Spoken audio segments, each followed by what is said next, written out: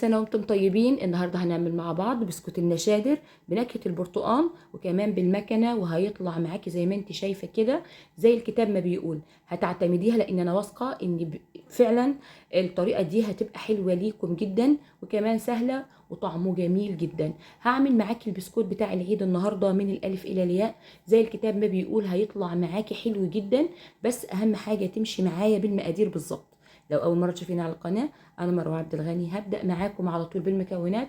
معايا في البدايه كده كوبايتين الا ربع من السمنه الساقعه، انا حاططها في التلاجة مش سايحه ولا في الفريزر، يعني هتكون حلوه كده اللي هي متجانسه. خلاص، هتنزلي بالكميه بتاعه السمنه على البوله بتاعتنا زي ما انت شايفه كده، لان طبعا النهارده اهم خطوه ان انت السمنه بتاعتك تبقى يعني ساقعه.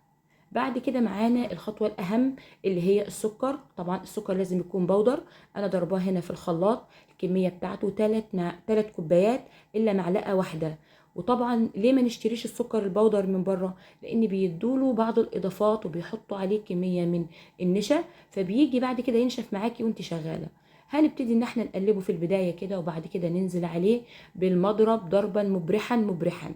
اهم حاجة يبقى القوام بتاعها كريمي، وكمان القوام بتاعها يبقى ابيض يعني اللون بتاعها بيفتح، وكمان ما يبقاش السكر موجود فيه ابدا. اهم حاجه انك انت تخلي السكر ده يدوب تماما زي ما انت شايفه كده. الخطوات دي مهمه جدا. كل ما بنضرب نستنى شويه ونلم حوالين البوله بتاعتنا بالسباتيولا كده زي ما انتم شايفين، علشان كله يبقى واخد نفس الضرب بتاعه ويطلع كله حلو، ما يبقاش محبب معانا. هنبتدي ان احنا نضربها كويس جدا زي ما انتم شايفين كده، يعني ممكن تاخد معاكي في الضرب 10 دقايق او اكتر.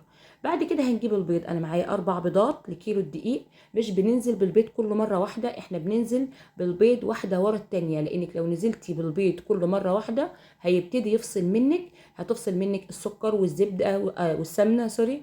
فطبعا هتحسي ان هو هيعضم معاكي بعد كده. تمام. بعد كده هننزل بالبيضه التانيه وتضربي لحد ما تختفي، وبعد كده تحطي باقي الكمية زي ما انت شايفة واحدة ورا التانية. تمام كده. واهم حاجة ان انت تمشي بنفس الخطوات دي علشان ما يبقاش ناشف معاكي في الفرن بعد كده. تمام. هنبتدي نشوف القوام رجع تاني زي الاول، بس مش هنسيبه، هنضرب فيه مرة تانية. انا كده جبت معايا هنا فانيليا بنكهة البرتقال، علشان النهاردة هعمله بطعم البرتقال بنكهة البرتقال. خليتها في الاخر علشان الريحه بتاعه الفانيليا تكون موجوده، ما تضربيش من البدايه. كده انا خلصت الضرب بتاعي، وجبت معايا نص كوبايه من العصير بتاع البرتقال اللي انا ضرباه في البيت، وحطيت عليه معلقه صغيره من النشادر اللي هي خميره البسكوت. بعد كده هنا معايا كيلو من الدقيق. طبعا الدقيق ده روتانا، انا عملت بيه كل مخبوزات العيد، ولسه كمان هعمل بيه الصابليه، ولسه هعمل بيه البيتيفور، هعمل بيه كله. هنزل بالدقيق كله الا شويه، يعني هنخلي حبه من تحت علشان من يعني حتى لو انت عارفه الدقيق بتاعك، اهم حاجه انك انت ما تنزليش بيه كل مره واحده، لاني انا الدقيق ده انا عارفه ان هو بيمتص السوائل بسرعه. تمام. بس برضو انت لازم تستني. بعد كده حطيت معلقه كبيره من البيكنج باودر، وكمان رشه من الملح، ونزلت بخميره النشادر اللي هي خميره البسكوت. هتبتدي ان انت كده بالسباتولا تبتدي ان انت تضربي، لان هو مش بيتعجن. اهم حاجه البسكوت ان احنا بنحاول ان احنا نبسه بس، يعني بتلف لف فيه كده بحيث انك بس انت بتخفي الدقيق اللي موجود، مش اكتر من كده. تمام. انا لحد دلوقتي ما حطيتش باقي كميه الدقيق بتاعتي، لان زي ما انتم شايفين الدقيق ده بيمتص السوائل بسرعه، لان هو فيه قمح. فطبعا القمح بيديكي عرق شويه، وكمان بيخلي قوام العجينه اتقل. فبعد كده نجيب، يعني انا كده خلاص انا هستغنى عن المعلقه، وهبتدي اشتغل بايدي علشان احس القوام كويس جدا. بنبتدي ان احنا نعجن بالشكل اللي انتوا شايفينه ده، بس هو مش عجن، هو بتلتيه يعني باطراف صوابعك كده زي ما انت شايفه، وبتبتدي اللي انت تلفيه علشان ما يعملش معاكي عرق. ونخلي بالنا لو عملتي من العجينه عرق هينشف معاكي، مش هيبقى كويس ابدا، ولا حتى شكله هيبقى كويس. تمام كده. هنبتدي ان احنا نشوف باقي الخطوات بتاعتنا. انا كده جبت باقي كميه الدقيق، لان لسه كان القوام بتاعه سايب في ايدي. اهم حاجه الدقيق والسكر في البسكوت، لان السكر لو ما اتظبطش 100% بيجي ينشف منك، وكمان لو الدقيق ما اتظبطش معاكي يا اما بيسيح منك في الفرن يا اما بينشف. اهم حاجه تاخدي بالك من الخطوتين دول. البيض مش مهم، يعني انت ممكن تشتغلي ب3 بيضات او بيضتين كمان. ليه؟ لان البيض انت حاطه معاكي هنا خميره وحاطه بيكنج باودر، فده كله هيساعد ان هو يترفع معاكي. اهو مش هترفع كتير، يعني هيبقى اكبر من حجمه، لكن هيبقى برضو من جوه هش وحلو، مش هيبقى مكتوم. تمام. لكن اهم خطوتين في البسكوت الدقيق والسكر. نبتدي ان احنا نلت فيه كده زي ما انتوا شايفين لحد الدقيق ما يختفي تماما، بس مش عجن، يعني ما ياخدش معاكي فترة طويلة في العجن علشان زي ما قلت لك ما يعضمش معاكي او ينشف. هنعمل تجربة كده بإيدنا اللي احنا مش بنعجن بيها، بإيدنا التانية، بإيدنا الشمال زي ما انتوا شايفين. لا لزقت في ايدي ولا ناشفة ولا اي حاجة، غير كده ان هي لسه هتدخل في الماكينة، فعلشان كده بيبقى القوام بتاعها اتخن شوية من اللي انت بتشتغلي بيه بالكيس الايه الحراري. لا مش الكيس الحراري، الكيس السيليكون. احنا طبعا بنستعمل الصينيه الالومنيوم، واهم حاجه تكون صينيه الومنيوم. لو في جرانيت سيراميك تيفال مفيش اي مشكله، بس بالنسبه للتسويه اهم حاجه الصينيه تبقى معاكي الومنيوم، لان بيوزع الحراره حلو جدا وبيطلع التسويه بتاعته ممتازه. بعد كده انا طبعا استعنت بصديق في اللف بتاع الماكينه زي ما انتم شايفين. فطبعا بيجاهد، مش قادر، مسكين صايم. ابني ده محمد مش قادر ان هو يجاهد، فانا اشتغلت لوحدي. بعد كده ببتدي ان انا خلاص انا غيرت الموس اللي هو بيبقى موجود من قدام ده. المكنه دي بتاعت ماما، انا ما عنديش المكنه دي، انا بحب كنت اشتغل بالكيس الحلواني بصراحه. فدي انا بستعملها علشان العيد، يعني بجيبها للعيد بس. زي ما انتوا شايفين معاكي اكتر من شكل واكتر من موس، انت بتغيري وبتشتغلي على الشكل اللي انت بترتاحي له. انا عملت اكتر من شكل، يعني في البدايه عملت اللي هو المشط، وبعد كده اللي هو الرفيع المشرشر ده من الجناب. في ليه هنا اكتر زي ما انتم شايفين قدامكم كده، في ليه اكتر من شكل. الشكل اللي انت حباه مفيش اي مشكله منه زي ما انتم شايفين.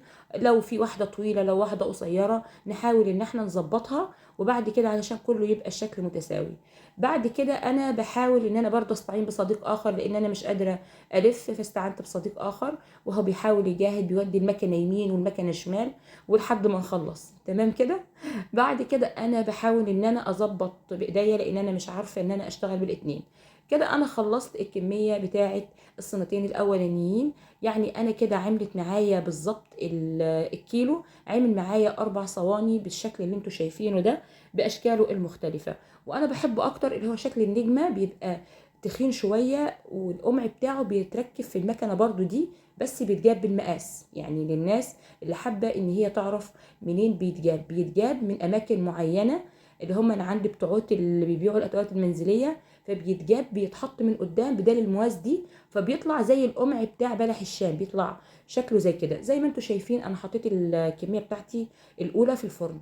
طبعا النار بكون مشغلاها قبلها ب10 دقايق، وبعد كده بشغل الشمعة اللي تحت، لان دي فرن الكهرباء. زي ما انتوا شايفين اللهم بارك طبعا، لا فرش معايا ولا اي حاجة، قاعد الواحدة بوحدتها والنقشة بتاعته موجودة زي ما انتوا شايفين. اخد معايا بالظبط 17 دقيقة في النار، وبعد كده انا طلعته زي ما انتوا شايفين اللهم بارك، جميل جدا جدا، حلو جدا. انت بتشغليه في الاول من تحت الشوايه، وبعد كده لو حابه تدي لون زي ما انا بحب لونه بيبقى كده، ممكن تشغلي الشمعة اللي فوق او النار من فوق، بس توطيها خالص جدا لان ممكن يتحرق معاكي بسرعة. نخلي بالنا من الخطوات دي. زي ما انت شايفة كده جميل جدا جدا. انا عملت كيلو واحد، طالع الشكل زي ما انت شايفة بالاشكال اللي انا عملتها كذا شكل، فحلو جدا. وكمان من بره كريسبي، وزي ما انت شايفة ازاي حلو جدا، ومن جوه التسوية بتاعته مظبوطة، وكمان يعني بيدوب، يعني مش اللي هو ناشف، لا اللي هو بيدوب بس ماسك نفسه وحلو جدا. طريقته سهلة وبسيطة، وكل سنة وانتم طيبين. وما تشتريش حاجة من بره، اعملي كل حاجة في بيتك، فرحي أولادك وتستعيني بيهم وانت بقى هم وانت بتلفي، والله المستعان. الحاجة الحلوة في البسكوت انك تشربيه بكوباية من اللبن.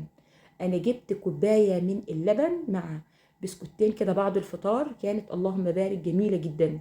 اول حاجة انت هتحطيها، مش عايزينها تدوب جدا انك انت ما تقدريش تمسكيها، يعني انا حطيتها في الحليب، بمجرد ما حطيتها دابت بس ما وقعتش، يعني معنى كده برضو من نجاح البسكوت ان هو يمتص المادة السائلة اللي موجودة فيه. اول ما حطيته شرب باللبن والتاكل جميل جدا جدا زي ما انتم شايفين، كمية حلوة جدا. الكيلو طلع لي 2 كيلو وربع بالظبط، يعني بما يرضي الله. الكيلو طلع لي 2 كيلو وربع بالشكل اللي انتم شايفينه، جميل جدا. اتمنى يعجبكم وتعملوه على العيد باذن الله تعالى. وكل سنة وانتم طيبين. ونختم بالصلاة على النبي، اللهم صل وسلم وبارك على سيدنا محمد.